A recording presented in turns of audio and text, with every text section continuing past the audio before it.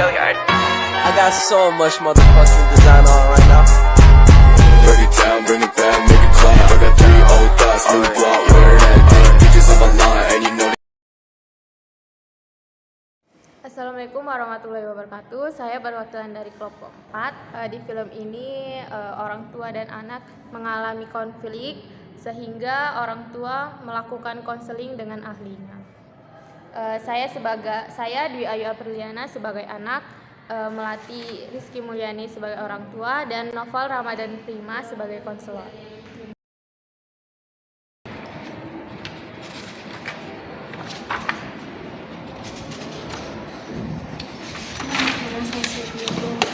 Berapa sih ini? Udah jam 10. Kan aku belum pulang ya? Mau telepon deh.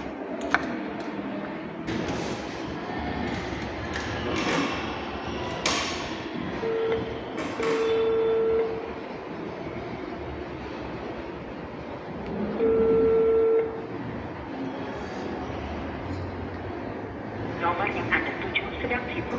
Cobalah beberapa saat lagi. Kok nggak diangkat sih? Coba deh, sekali lagi.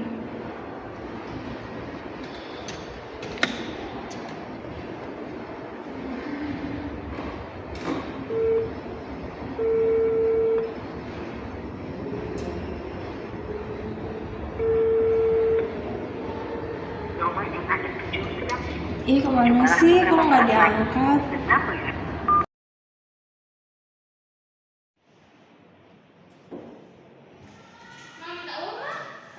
Kami ini semalam nggak pulang, belum minta uang. Dari mana kamu semalam?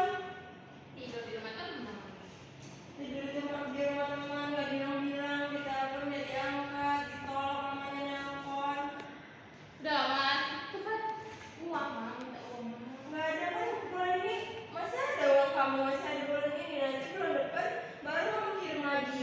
Kurang mas. Nggak ada. Mau main, ya pakai uang jajan kamu, nanti bulan depan baru kamu kirim lagi. Ini kan udah akhir bulan mas.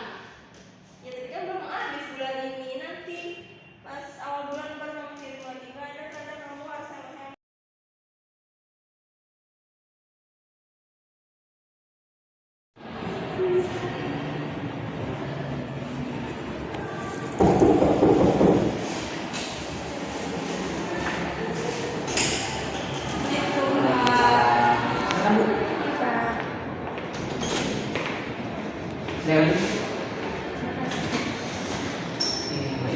Bu, bagaimana kabarnya hari ini, Bu?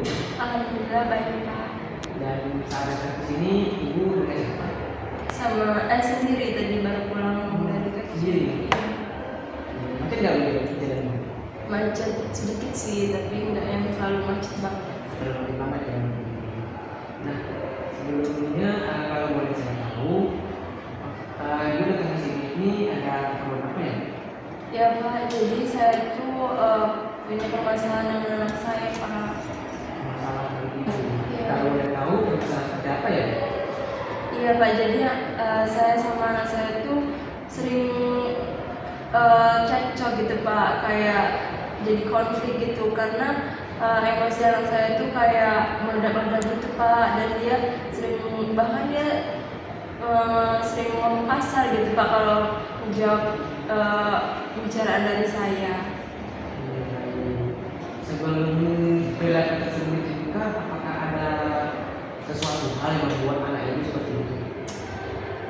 Mungkin itu ya Pak, kalau keinginan dia nggak tercapai atau tidak dia dapati gitu Pak, kayak sering marah-marah gitu sama saya kan, maksudnya tuh kayak nggak semua yang dia mau harus didapati gitu Pak, jadi dia tuh kayak harus gitu Pak, harus semuanya apa yang dia mau tuh harus ada gitu Pak. Saat itu juga kan ya nggak tahu kan kita maksudnya tentang mau apa aja gitu dianya, jadi dia tuh nggak yang itu kayak marah-marah mau ini, jadi kan saya nggak bisa semuanya saya kabulin untuk dia gitu Pak.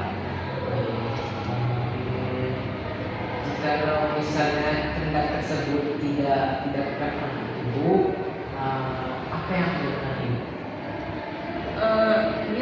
Dia marah-marah gitu Pak, kayak emosi. Nah saya ini jadinya ya emosi juga ngadepin dia Pak, kayak misalnya dia kayak ngajak adu mulut gitu jadinya Pak, saya emosi jadi dia juga kesel sama saya kan karena dia tidak dapatin apa yang dia mau gitu dari saya kan. Itu kayak ya cekcok jadinya kayak ribut gitu Pak, adu mulut gitu. Terus konsekuensi selain cekcok itu ada nggak Bu dari Kayak pada waktu itu Pak dia kabur dari rumah sih, kayak saya kan nggak yang full mantau dia ya Pak, nggak yang full mantau dia. Saya juga kerja, jadi saya sering ngerasain kerja saya itu di rumah, jadi nggak yang mantau dia gitu. Nah, dia pernah kabur dari rumah Pak malam-malam tanpa sepengetahuan orang rumah gitu Pak. kalau boleh tahu itu gara-gara apa?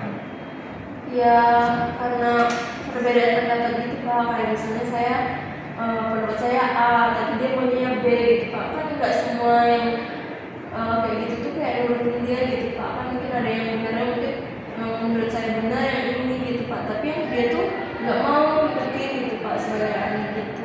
Jadi dari permasalahan yang diceritakan bisa ditangkap bahwasanya anak ibu akan melakukan hal-hal yang tidak terduga seperti marah, kabur dari rumah, dan lain-lainnya. Nah, dan itu terjadi jika dia tidak mendapatkan apa yang dia inginkan. Dan juga karena itu ibu merasa marah dan dongkol kepada ibu. Apakah ada yang ingin ibu bukan dari perilaku ibu? Iya Pak, saya tuh ingin anak saya itu tidak emosinya tidak meledak Pak, agar dia bahasa dia tuh juga kayak kurang sopan gitu Pak sama saya. Jadi saya ingin dia tuh kayak jangan mengeluarkan kalimat yang kasar seperti itu lagi Pak. Oke, baik saya mengerti. Nah, sini saya ada beberapa saran dan tips untuk mewujudkan hal itu. Pertama adalah ibu itu harus tenang dan rileks saat menghadapi anak ibu yang marah.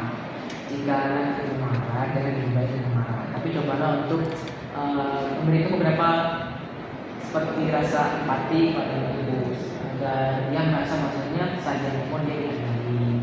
Dan kalau boleh tahu ini sebelumnya Bu, umur anak ibu itu berapa ya Bu?